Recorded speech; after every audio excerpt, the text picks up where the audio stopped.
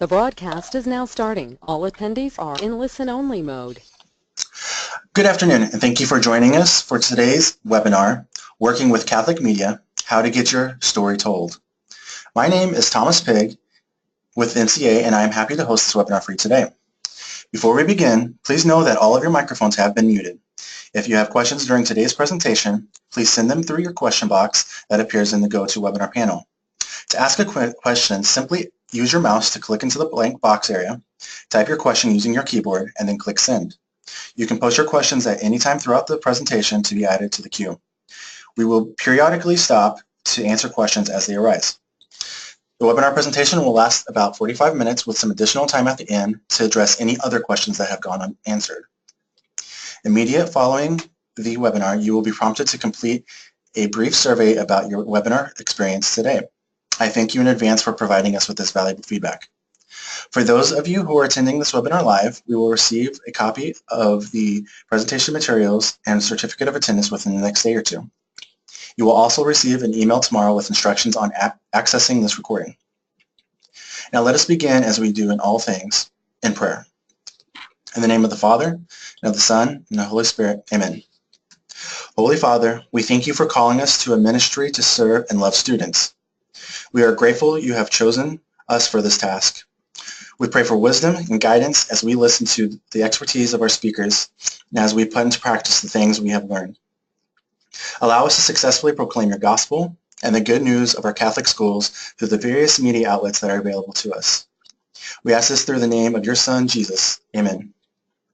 Now I'd like to introduce our speakers for today. First, we have Lynn Connor, who is a freelance journalist with the Observer Catholic in the Diocese of Rockford, Illinois. And we also have Margaret Kaplow, who is the Public Relations Manager here at NCEA. Lynn and Margaret, thank you for joining us today. You may now begin your presentation.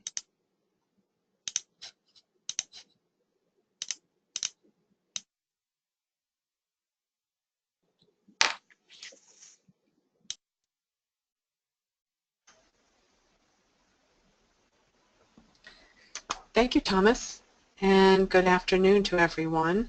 A couple of housekeeping things I want to address is one that Matt Schiller, unfortunately, has taken sick and has actually been hospitalized. So he was to be with us as well, and he was with the Catholic newspaper in New York, but he will not be joining us. And I think we're having a little bit of an audio difficulty with Lynn.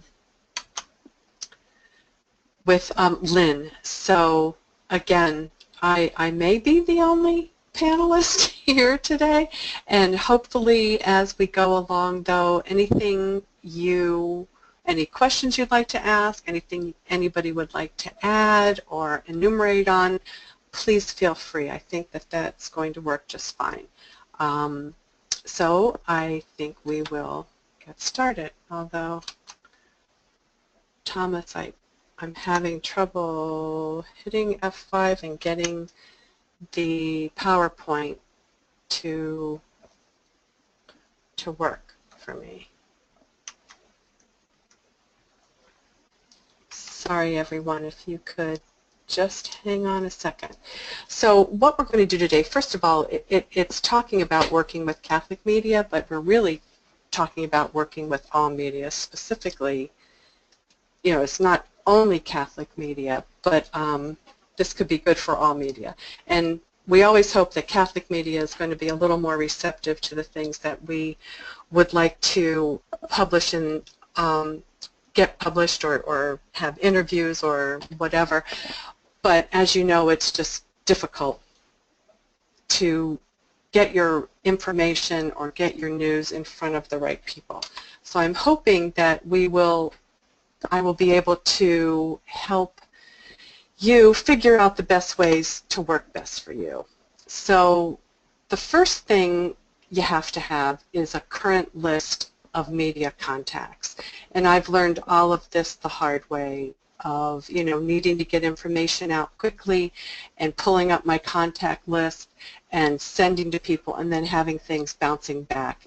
So I would say on a fairly regular basis, you know, maybe not monthly, but maybe every couple of months, you want to make sure that your contact lists are still good and that the emails are still right and nobody's left. And, you know, sometimes just if I'm really lazy, I just do quick Google searches and I'll find out, oh, so-and-so left NPR and is now someplace else.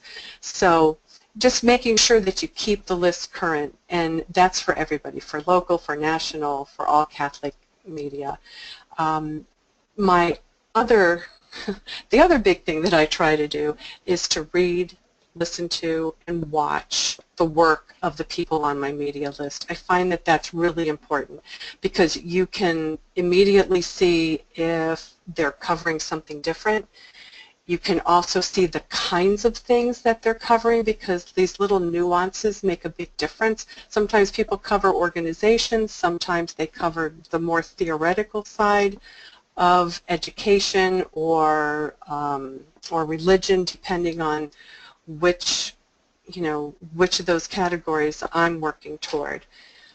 I do reach out to my contacts and let them know when I've read a particularly good article or an article I find especially interesting, or I've seen a good broadcast or an interview. I always try to send an email that just says, hey, I saw that and I really liked it, or you know, I know that this is trending in the news. And I try to do that when I'm not trying to pitch a story, when I don't want them to cover something for me, just so they don't think I'm only going to the well to take out water, that sometimes, you know, I do the opposite. I fill it with water. The other thing is when you see that they're covering a topic, when one of your contacts is covering a topic that could be specifically, you know, not interesting to you, but that is along the lines of something that you're trying to get out, you can also give them either a phone call or shoot them an email and say, hey, you know, I saw that you did a story on this, and I just want you to know that we have somebody who is the voice on this, or somebody who can speak to this issue. So in the future, if you're looking for somebody, please remember to give me a call or to shoot me an email. And that kind of follows right along with the next point, which is to make sure that that person, that spokesperson that you've identified, is your expert to be called upon. So something that, you know, immediately comes to mind for me was the Washington Post last week ran an op-ed piece by the editorial page editor about Betsy DeVos as a proponent of school choice and that she's now the nominee for Secretary of Education.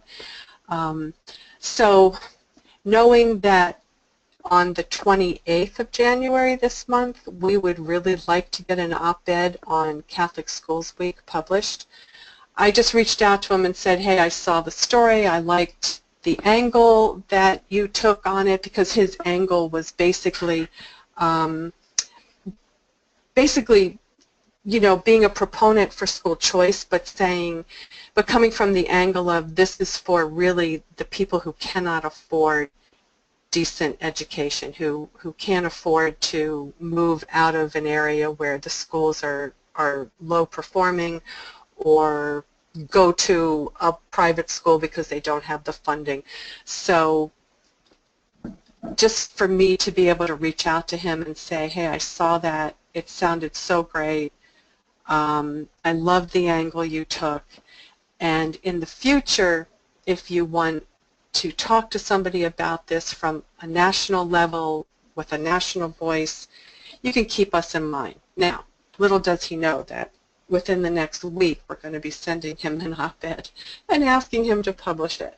But I'm hoping that I've at least laid the groundwork. So finding the spokesperson for your organization, for your school, is you need to just find the best messenger that's going to be able to reach your audience, whether it's the parents, whether it's the community at large, whether it's the region, in the area. You just need to make sure that that person really can get across your message. So most of the time, they need to be able to speak not only to the issues and the ideas, but also the stats and the data. It's usually somebody in a leadership position, like the principal or a pastor or a president, somebody in advancement perhaps. But at the same time, while they may be the messenger who is kind of out there with the drumbeat of this is our message, whether the message is we are looking to enhance enrollment and we are reaching out to segments of our community that perhaps we've never reached out to before. Like right now there's a national conversation going on to reach out to the Hispanic community because many of them would like to have a Catholic education for their children, but feel as though they can't afford it or they're not quite sure how to go about it. And so there's quite a push to do that. So you need somebody who knows and has all of this information in their head and can get out there and keep pounding away at the message.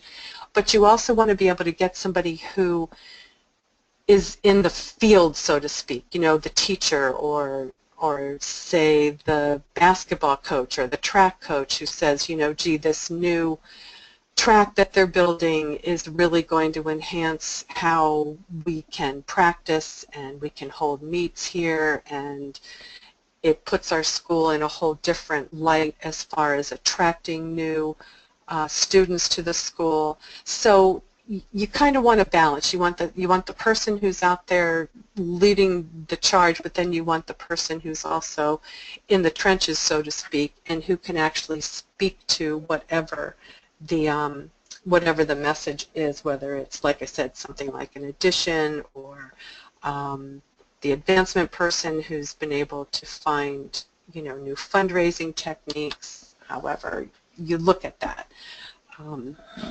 So once you're ready to tell a story, once you've got the story that you want to tell, it's best to have a template ready.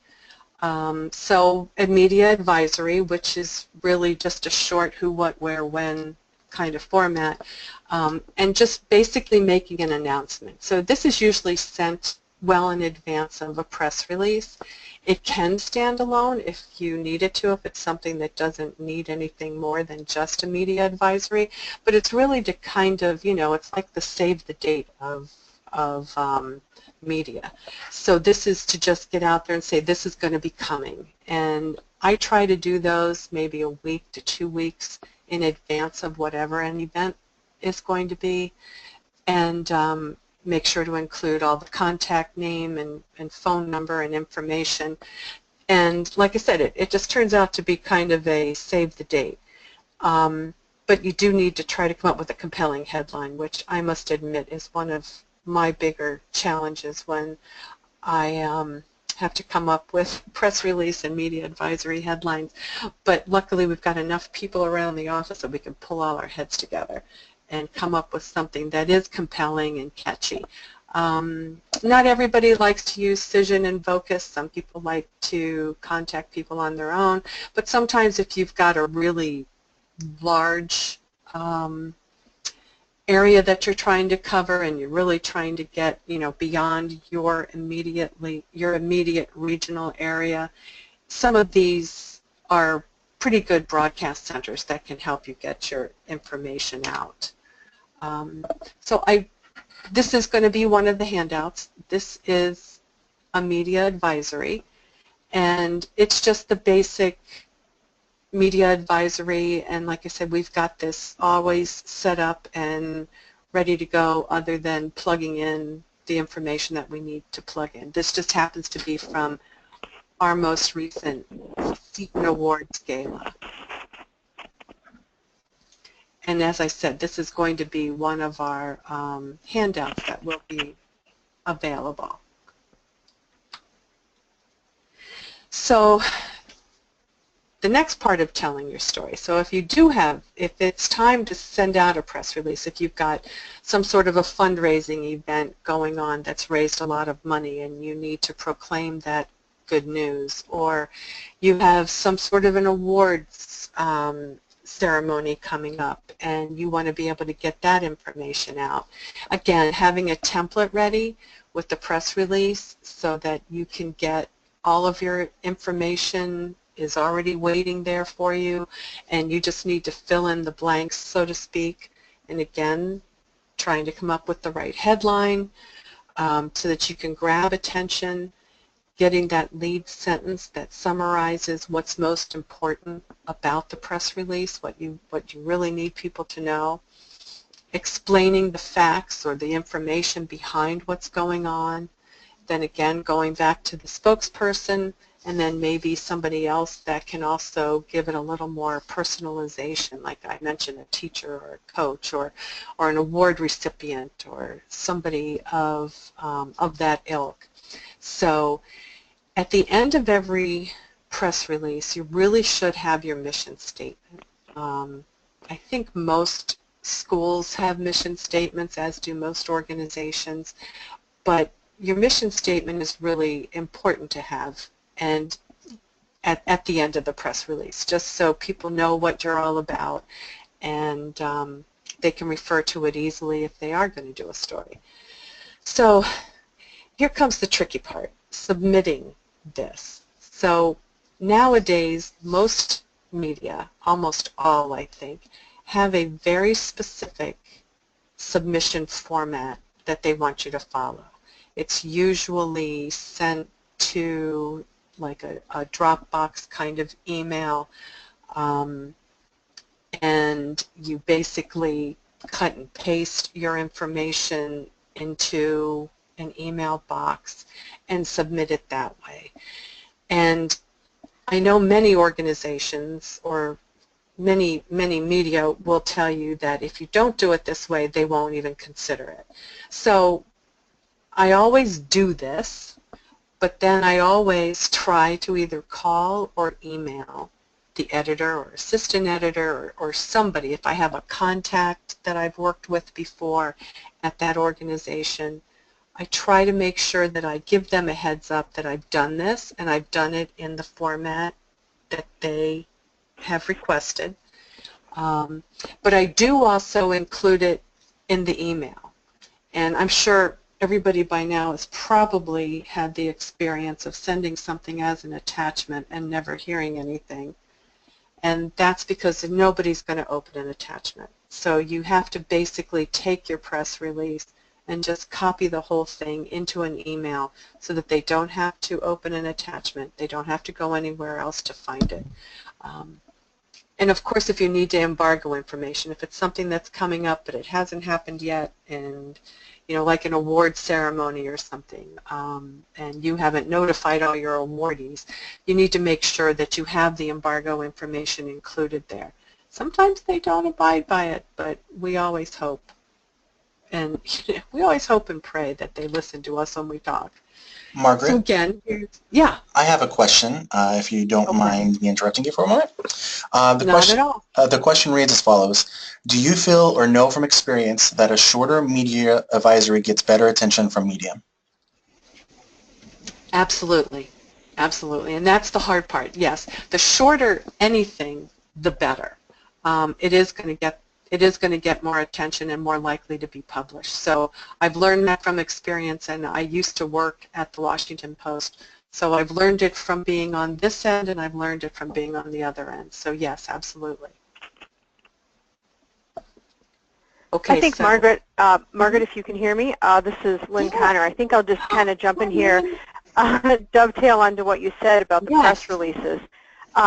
The press release is a great first contact, but the freelance journalist kind of also is your second line of defense.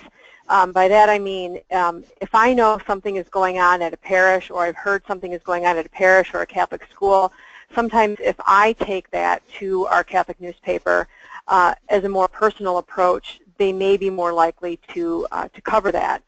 So there's an example, this is kind of an example off the top of my head.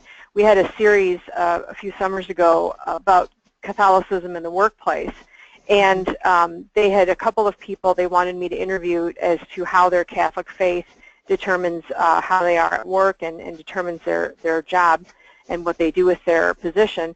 I happen to know that our county coroner, where I live in northern Illinois, Winnebago County, is Catholic. So, and she's been very gracious in talking to media members, and she's covered some pretty horrific events in her tenure as coroner. So that was somebody that I had suggested that as a possible feature story, and submitted that to my editor, ended up getting the okay and interviewed the coroner, and the story won an award. So it was kind of one of those kind of unusual situations that sometimes the idea comes from the editor, and sometimes it's up to the freelance person to keep their eyes and ears open to see what they hear in their parishes and the schools that they're connected with. Thank you so much, Lynn. That is a great point. And I actually should have said that earlier when I talked about contacts, because I do have a couple of freelance journalists who have done stories before, and I have been able to contact them as well and say, hey, this is going on, you might want to do that story. So I don't mean to only be focusing on, the people who work at, the Huffington Post or the Catholic Standard or whatever, but the freelance journalists are definitely your friend. I have learned that.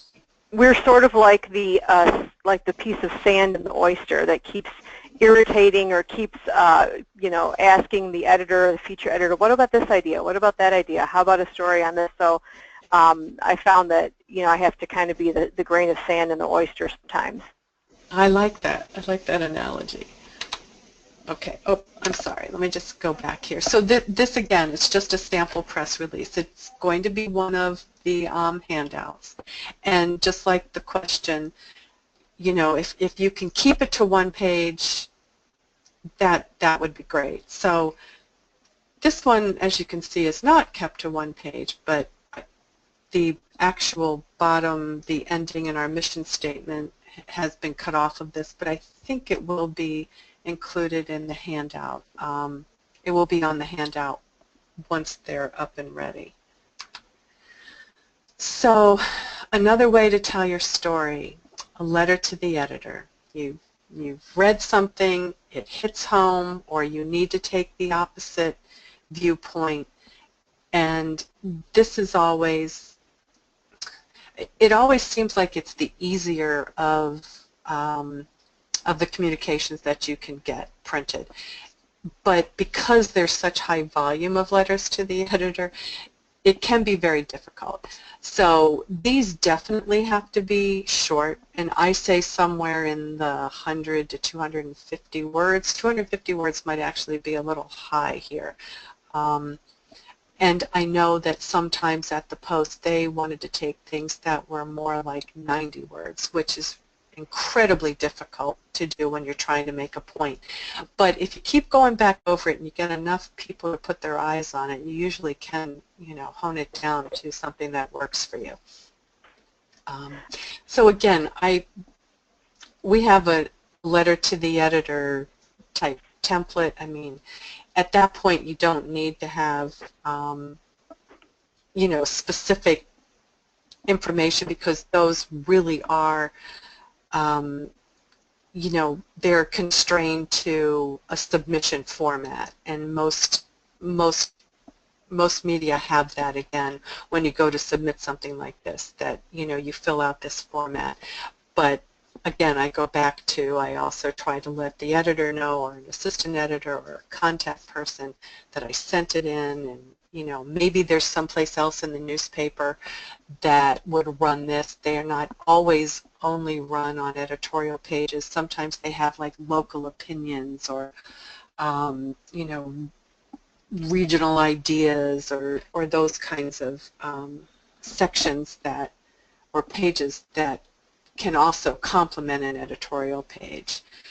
So, Margaret, with the letter to the editor, I know maybe you're talking about letters to editors of Catholic newspapers, and that's one way of getting the message across. But I was going to tell you that one of the things that we've experienced in our area is our Catholic high school, our local Catholic high school, has seen a decrease in enrollment over the last few years. And there's, I think they're trying some new marketing techniques.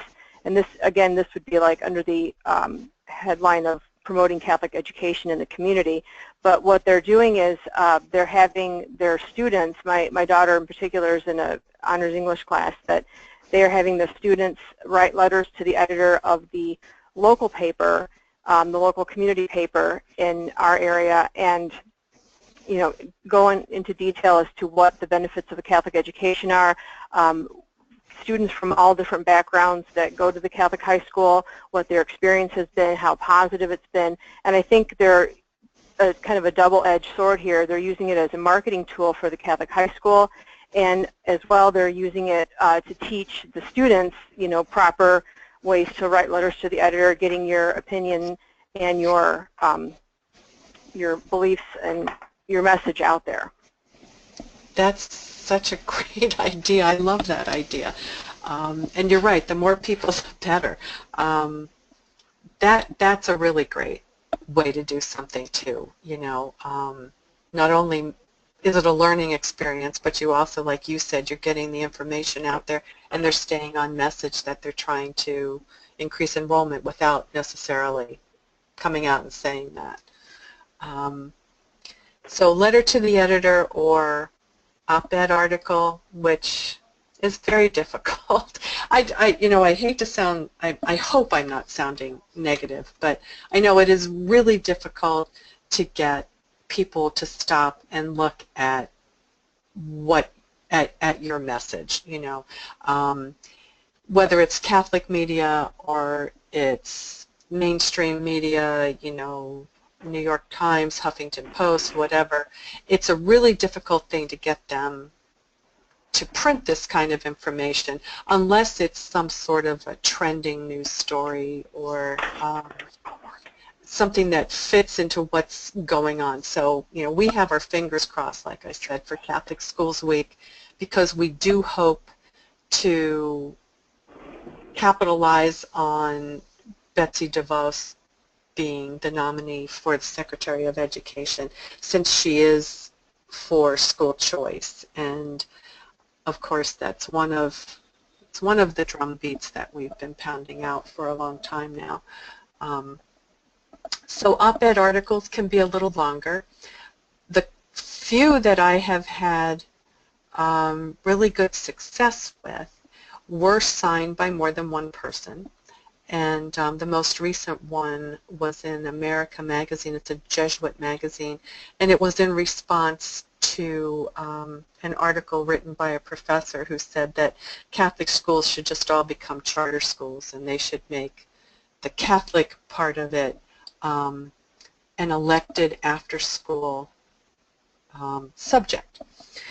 And so we were able to get 10 Catholic school superintendents, as well as Tom Burnford, the president and CEO of NCEA, to sign that. And I must admit, within minutes of submitting this, it was an op-ed article, but it was in response to an article that had been written that we disagreed with. So within minutes, they did get back to me and say, hey, we're thinking we might want to run this. And I do think that a lot of what helped make that decision was the fact that we had, 11 people signing it, and all of whom held, held a lot of weight in the Catholic community. So now we're down to, you've got the information you need, you've sent out a media advisory perhaps, maybe it's a press release, maybe you've decided to go another route, an op-ed piece, so it's time to pitch it. So the three main things you need to ask yourself is, what is my goal? What's the goal here? What do I want? Do I just want to get information out? Do I want to sway the way people look at my school or my organization? And who am I talking to? Am I talking to the public in general? Am I only talking to the people who read, you know, the Catholic Standard? And what is my message?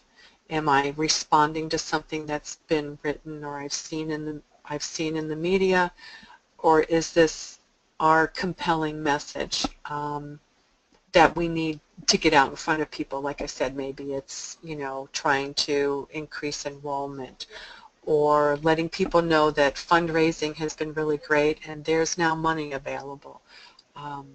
What do you think, Lynn? Would you add anything to this, or? I think what you have is a good starting point. I think the other thing too to remember is if you have or if you know of a personal contact that works for the diocese or that works for the diocesan paper, that's kind of your ace in the hole. So, you know, getting that freelance person, utilizing them, kind of maybe getting the editor from a couple different sides. You know, you've got the press release that comes out, maybe it follows up with a phone call from a person at the Catholic school, and then the freelance person comes in or sends an email, by the way, I, you know, have this idea, and, you know, what do you think of it? So I think, you know, sometimes I feel like it's almost like wearing down, you know, the editor to get your message in the paper, but again, and it has to be, you know, obviously the editor's the deciding factor on what is run and what is not run, so they have a balancing job to do in that respect. Yeah, I totally agree. I feel like sometimes I feel like I'm just banging my head against a wall, and then other times you get pleasantly surprised. So, okay. Right. So once you're ready to pitch, and again, I speak from experience because I have pitched a story thinking I had time to work out the details and got a call back, and I wasn't totally ready to do this. So I've learned that you don't send out anything until you're ready to bring it forth. You know, so that means you've got to get your spokesperson on board. You have to have, if it's something that you've written, it needs to be written and it needs to have been reviewed and edited, and it's just ready to go. So just don't ever get caught in that bad position where, you know, I mean, it worked out okay for me, but it was a couple of hours of just sheer terror of, oh my gosh, I never expected it to be accepted so quickly, or the idea to be accepted so quickly. So I always prepare a prep sheet for a spokesperson just in case, you know, whether it's in the written media, but perhaps you're going to get a phone call from television or radio, and they're going to want to talk to somebody. So you need to just always make sure you've got your prep sheet with some points and a couple of messages that you're trying to drive home, and just make sure that the person, your spokesperson, practices before they do. They don't have to practice before every interview, but they need to have notes and be able to read over everything. And practicing, I'd say, at least once a year. It's a good idea to get your spokesperson and maybe even just do a short video and have somebody shoot questions at them. You know, not to try to trip them up, but just to get them a little more comfortable so that they can figure out what works for them, and so you have a chance to see them and say, you know what, you gesture a little too overtly, or you don't need to repeat every question because it just looks like you're trying to buy time. So, you know, things like that are really helpful. It sounds like you don't want to be that critical, but that's really what you want to do. And be sure to stay on topic, because again, speaking from experience, you get somebody who may call you and say, gee, this is really interesting, I want to talk about that, but what about that time somebody said something? And before you know it, you're getting sidetracked. So, but that's a tough one. That's always a tough one when they throw something at you, and you just have to figure out a way to keep coming back to what was your message. So you need to be promoting your message and try not to engage in hypotheticals while you stick to your topic. And I've also found that if you can throw data and statistics into an article, or or even into a radio or a television interview, that this helps really illustrate your point and illustrate your story. And again, be helpful by offering your spokesperson, make all the arrangements for interviews, make it clear that reporters can call you back for clarification or if they want follow-up. And the be thankful one, this is a big one. This is to make sure that if somebody does run a piece on you or does an interview, that you call them and you thank them. Call them or email them and just say, thanks for that. We were so happy to have the opportunity to work with you. So here's a little bit about Lynn Connor. And Lynn, if you'd like to add anything or... Okay, just a few things that I would talk about, I think, that got me thinking while you were doing the beginning of the webinar. Good. I guess I'll just kind of go through my bullet points a little bit. As a freelance journalist, I've been in the Northern Illinois area, the Diocese of Rockford, for my entire life, and meaning that, so I've attended at least 3 different parishes in the diocese and have had affiliations with different Catholic schools. So it kind of comes to the point where I have a lot of places I can look for possible story ideas from a freelancer's perspective. Again, that said, something that I think is a great idea, and I think I've got quite a few great ideas, but again, that all comes down to what the editor is willing to or is capable of putting into a certain issue, or possibly this one story that kind of comes to mind, and this is kind of jumping ahead a little bit, but there's a big thing in the Rockford Diocese. The Rockford Diocese, as you can see, it covers 11 counties, and it's made up of 104 parishes, 48 Catholic schools, and about 10,000 Catholic school students. So this is a large portion of Northern Illinois. We're actually geographically from the Mississippi River all the way into Chicago suburbs. We go into Elgin. Elgin is in the Diocese of Rockford. So it's a large area, and one of the hardest things I think that we have is somebody that can represent each part of the diocese equally. So for our Catholic newspaper, besides myself, there are 2 or 3 other correspondents that are located in other areas of the diocese. And it's interesting because years ago it seemed like, since it's the Diocese of Rockford, Rockford is where the bishop is, but Rockford is not now, I mean it had been in the past, but is not currently the most populated area of the diocese. The most populated area of the diocese is more toward the east part of the diocese as you go into St. Charles, McHenry, into the Chicago suburbs. So that's more of where the population is at this point. So it is kind of hard to balance news from across the diocese.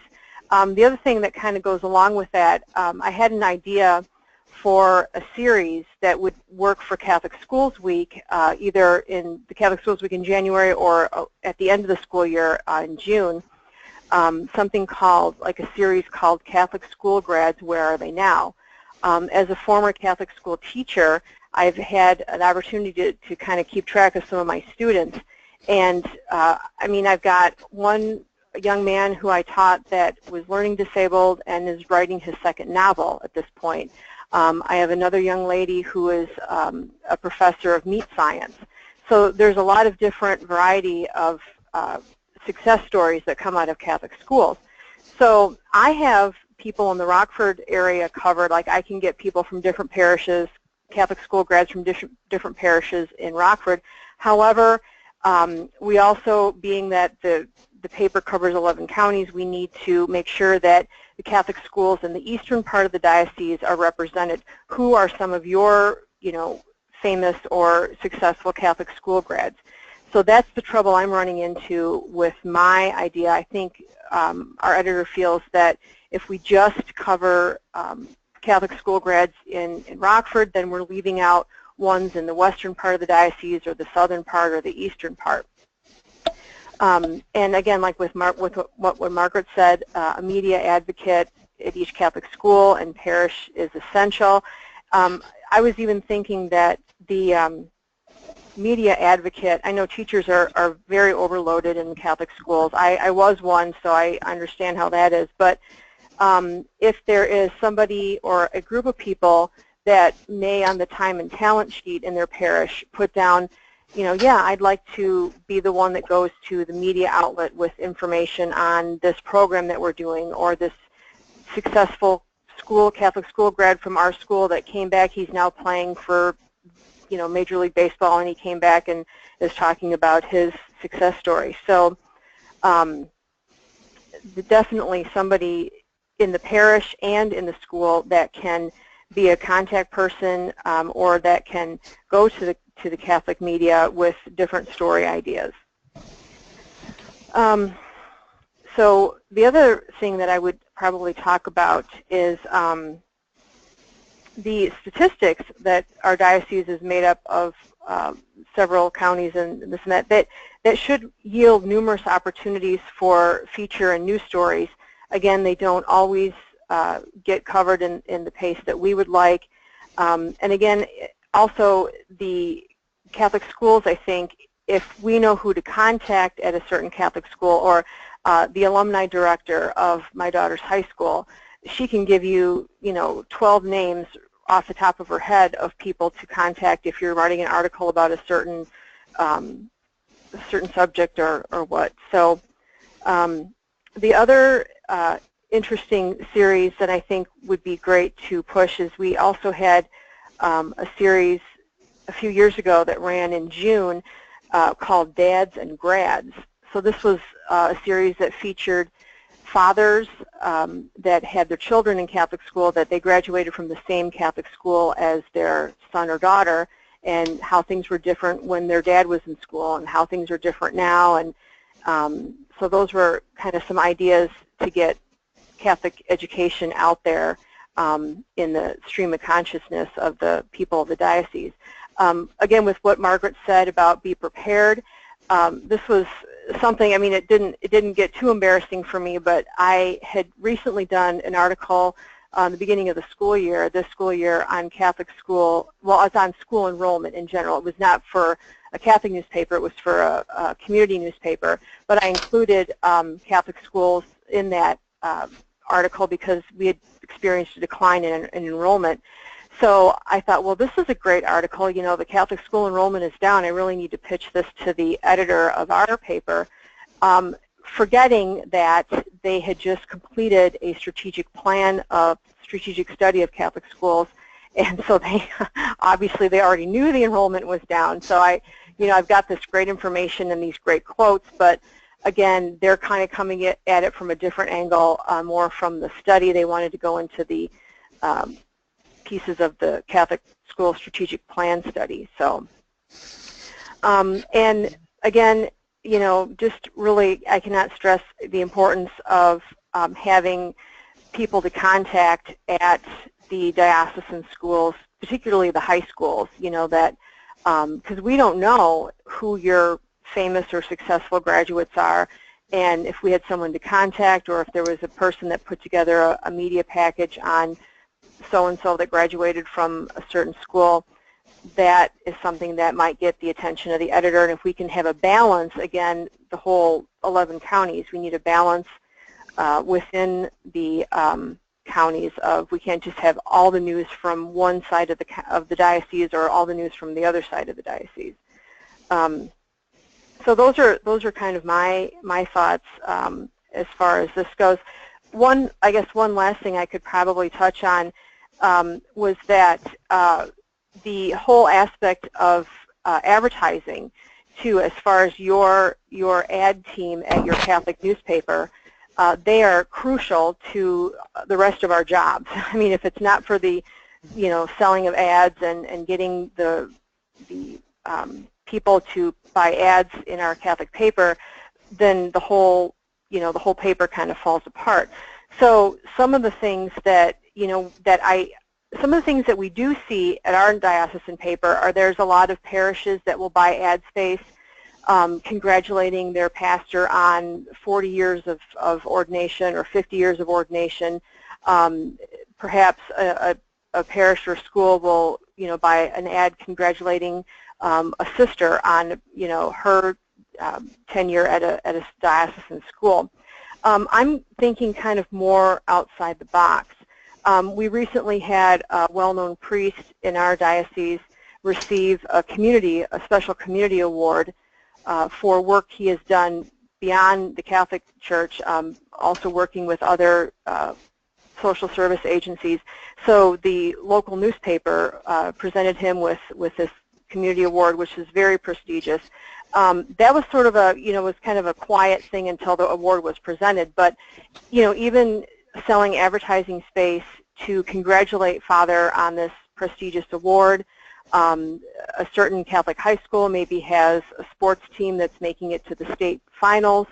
So, again, parishes that feed into that school maybe would buy ads congratulating the school or, praying for your success in the state championships, that kind of thing. So there's a lot of ways, I think, both from Catholic schools getting the message into the Catholic paper, and also from utilizing those freelance correspondents. I guess the lesson I've had to learn is I think all my ideas are great. I try to pitch them to the best of my ability, and the worst they can say is no. So that's kind of my perspective on that. No, that's true. I always say, you can just keep trying. I mean, you mentioned earlier that sometimes you feel like you're just wearing down an editor, but sometimes that is exactly what you have to do. And the good news from your school comes in many forms, and thank you for bringing that up, Lynn. And, it can be an advertisement. It doesn't always have to be an article written in the newspaper or, a letter to the editor, but it can sometimes just be a thank you ad or an ad announcing open house or what have you. So thank you, Lynn, for all of that. And thank you. Our last part here was Matt Schiller, and poor Matt, who's in the hospital as we speak. But, one of the things that I know Matt did mention is, I'm kind of jumping down here, is when you have your contacts, is to make sure you know the roles of your contacts. He pointed out the other day that you don't want to send your sports scores to the advertising guy, and you don't want to pitch a story idea to the sports reporter. So you need to know what everybody's role is and how to keep that and how to use that to your best advantage. So these were some of the points that Matt wanted to be able to get across, and we talked a little bit about some of this, so engaging reporters and editors and photographers on Twitter. So social media is not something we were discussing because we were specifically not talking about social media, but you can't forget it either. It's just not a part of this webinar. But social media for sure, whether it's Facebook and tweeting, however, again, you want to get your information and your message out and across. Hospitality, inviting the media into your community or into your school and saying, come and see what we're doing, come to the open house, they usually do cover high school basketball games, football games, that kind of thing, but also the Knights of Columbus or your Legion, other churches and organizations, and even your community retailers. They should be invited to everything that you do, and also invited to help sponsor or feed people or whatever. So having your social calendar event, that's yet again another way. When you get it on television or radio, or you get it printed, again, it's another way to bring to bring attention to your school or your organization. We talked about contacts, talked about following up, and Matt, bless his heart, he likes to send handwritten notes and messages when he's got to his media contacts. I must admit that I don't normally do handwritten, although I did send Christmas cards, so there you go. And again, to think globally, connecting with national and international stories that will get attention. And sometimes this comes in the form of, you stage a walk or a disaster relief collection or adopt a sister school or parish. So hopefully Matt will be better soon. And email addresses for Lynn and Matt are at the beginning of this, at the beginning of the PowerPoint. So I'm sure that if anybody wanted to contact them directly, that they'd be happy to do that. I'm just wondering if there might be any questions or... At this point, we don't have any in the queue, but I would like to remind anybody that if you do have a question, you can simply find the question panel on your GoToWebinar panel and click on it, hit send, and we'll receive it on our end, and I can read it out loud for everybody.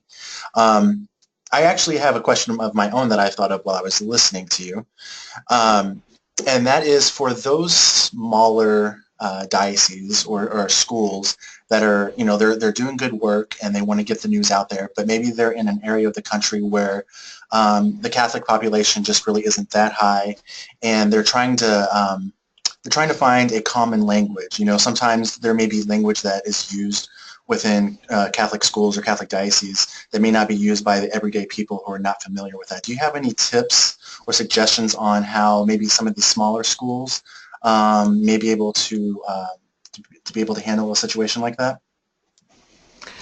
You mean to get their news out and... Yeah, to make sure that they have, to make sure that their news is getting out there and that, Right. It's relevant and people are able to understand. And it's not a lot of, churchy jargon and so on and so forth. Right. Right. So again, for me, it would be grabbing another set of eyes and maybe somebody not in the school, so maybe it's a parent. I mean, the parent may be part of the community, but it may be somebody else taking a look and saying, this seems to be so colloquial to us that we need to make a change there. The other thing is other media that can be really helpful and can also help you decide whether or not you are using language that's very specific to your group or school, are the online media. So like Patch, I think almost every community has something like Patch, or something that's very local, and it's mostly information about what's going on and what's happening. But those are also really good ways, really good venues to get out your information. And, to your point, Thomas, to see, how do they frame things and what do they say, and how does our message, how can we make our message fit into that format so that more people can see it and you don't feel like you're only speaking to your school or parish community, that you're going a step beyond. So I think for people who are just starting to get, put their toe in the water, so to speak, of releasing media information, some of these online media are really a good place to start with that. Okay, thank you. We had a question just pop up right now. It says here, should the press release be used more for pre or post event / award? So you usually would send a press release. Well, I personally like to send them in advance because it gives an opportunity for somebody in the media to know what's coming, and perhaps they will actually attend the event. So that's for a press release specifically, but after the fact can work just as well. but my personal preference is to try and get it out there a little ahead of time so that you have the opportunity that maybe somebody will actually come if it's an event, or will cover it going forward. That's an interesting point, Margaret. I kind of reminds me of the example I'd given of this priest in our diocese who had won a local community service award. The award was presented on a Thursday night, and our diocesan newspaper, The Observer, comes out on Friday. Well, it wasn't until the following Friday, a week later, that the story was in our diocesan paper just because of the deadline. Our deadline had been Tuesday, and then, you know, the award was kept secret until Thursday night at this banquet. So, of course, by that time our deadline had passed, and of course the community local Rockford paper broke the story Friday morning. Obviously, they're a daily paper, so a lot of times it just depends on when the paper comes out. That and of course, and again, this award was kept, you know, on the QT until the actual presentation. I believe the editor of the Rockford paper had called the diocese and said, you know, is it possible for the bishop to be at this awards dinner? And again, unfortunately, it was too short of a time frame, and he was, you know, had other things he needed to attend to, had other already had committed himself, you know, elsewhere. But so it depends. You know, in a perfect world, I'd love to see our Catholic newspaper, you know, break the story, you know, ahead of the daily paper. But again, it's not exactly always going to happen like that. The other thing too is, in addition to our diocesan newspaper, our local Rockford paper has started doing a faith and family page, and I'm sure usually at the end of a specialized page like that, there's a website or an email address to contact such and such reporter that's in charge of that page. So, you know, let's say your Catholic school is having an open house, or they're doing a big fundraiser for cancer awareness or cancer research. That might be something that would run, submitted by the school or a person at the school, would run in the regular, you know, community newspaper, as opposed to just in the diocesan paper. Yeah. Thank you, Lynn. Okay, Thomas, do you think we have any other? We have, yes, another one. It says, if you're starting from ground zero, what is the best way to find and make a list of media contacts? Ooh. Well, usually the first way is to read whatever your local, you know, the local diocesan papers, or your local national or local or national papers that are for your area. So you really start there and try to find out, you know, who's covering education, who's covering religion, who's covering, you know, the Catholic faith, or, I mean, obviously those would be the diocesan papers or the Catholic papers in your area. But really, for me, it was always just read who those people are and make note of them, and introduce yourself and introduce what you do and how you could maybe reach out to them, or they, you know, could maybe call on you. Do they need that? So I've found that to be the best way to do it, because then you also get to know their style and what they might be looking for, the angles that they take on different subject matter. And even, you know, again, I said I'm not beneath doing a Google search and just saying, in my area, who writes about these things, including the freelancers. So I don't know if you would add anything to that, Lynn. Again, it is a lot based on connections. Unfortunately, in the world, and I've seen this in my own career and my husband's career, it's not what you know, it's who you know. And a lot of times that is key in, you know, well, you know, who do we know that could speak to this topic, or, you know, somebody wants to get something in the Catholic newspaper and they go to a parish that I had previously attended growing up, and doesn't Lynn Connor, doesn't she work for the Catholic newspaper? And, you know, I mean, I would Yeah. welcome, you know, an inquiry from somebody, you know, here's an idea that we have, do you think we could get this in? You know, maybe sometimes it's, again, sometimes it's the freelance person, you know, irritating the editor just enough to get the message in. And I'm coming from a perspective where I've lived in the same area my entire life, so again, there's a lot of connections that I have and that I know, and so, you know, that's kind of what I would say to that. Yeah, I agree. Sometimes it is who you know and not what you know or what you have to offer. All right, I think we have time for maybe this one last question here. It says, what are your feelings on when to inform the school's parents / community and press releases? With social media, everything goes live so much faster. I'm sorry, I missed, so... It says, what are your feelings on when to inform the school's parents or community regarding like press releases and so forth, due to the impact that social media has, being everything going live so much quicker? Right. I'm assuming that this isn't like having to inform parents and community about something that is negative.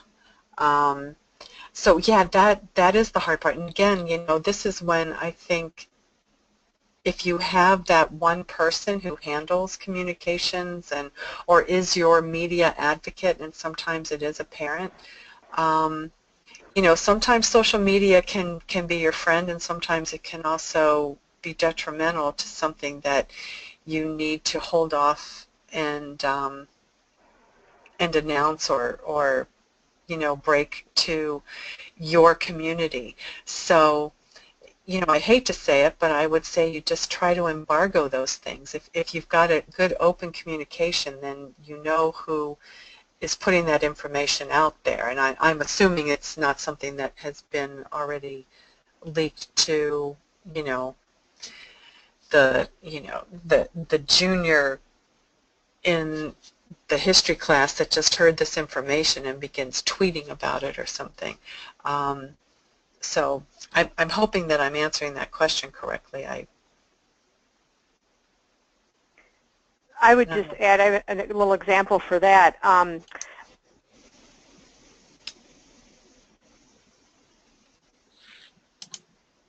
Obviously, and one of the things that I would say to that is we had a story in our local Rockford paper that was about a girl who had been born with a deformed hand, and through her parents had contacted different, you know, organizations to try to help get a hand. She couldn't qualify for a prosthetic hand because she was still growing. So what they did is they turned to our Catholic high school, where the Catholic high school has a 3D printer. So they actually did a 3D printer of a hand that was customized to this girl. Well, the story broke in our local Rockford paper, and I was reading the story, and I happened to see that the kids at the Catholic high school were the ones that printed this 3D hand for this girl. So that was a story that I brought. I said, did you know about this 3D hand? And they were printing this at the Catholic high school, and our editor wasn't aware of that. So, you know, even though the story had broken in the community paper, this was something that was, you know, interesting to the diocese as a whole. Now, again, the diocese is 11 counties, so, you know, the people in Rockford probably, oh yeah, we saw that in the Rockford paper, but people outside of Rockford, you know, to the west, Freeport, to the east, Elgin, South Beloit, you know, different areas of the diocese, that was newsworthy because this girl now had a usable hand, functionable hand that was printed and that was manufactured at the Catholic high school. So that was kind of sort of a backwards, like it was kind of made public in the Rockford community, but being that it was done at the Catholic high school, this was something that was newsworthy for the diocese. Right, right. Oh, I love that. All right. I think they even printed it in purple, her favorite color. Oh, God. Oh, that's really cool. Okay, so that seems to be the end of the questions that we have. I would like to go ahead and thank both Lynn and Margaret for being able to be here with us today. And before we conclude, I would also like to invite all of you listening in live to visit our website at ncea.org to see listings for upcoming webinars and professional development activities, as well as to explore our growing resource library. Again, thank you to Lynn and Margaret for all that you've shared with us, and thank you for everyone listening in for spending your time with us this afternoon. You will be receiving a recording of this webinar and the presentation materials via your email in a few days, so please be on the lookout for that. Thank you again, and may you all have a blessed evening. Thank you. Thanks, Thomas. Thank you, Thomas. Thank you, Lynn. Thank you, Margaret.